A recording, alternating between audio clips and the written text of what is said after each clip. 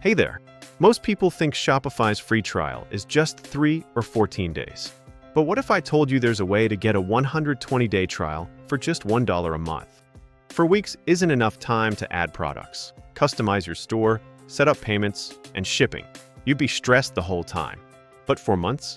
That's a game changer, giving you real breathing room to build something amazing without the pressure of a ticking clock.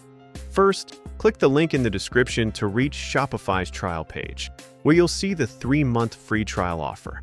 Hit Start Free Trial, answer a few quick questions, then enter your email, create a password, and pick your store name. No credit card is needed to start. Once you're in, your dashboard will confirm 3 months left in your trial. Now, here's how to turn those 3 months into 4. Use Shopify actively for 2 to 3 weeks.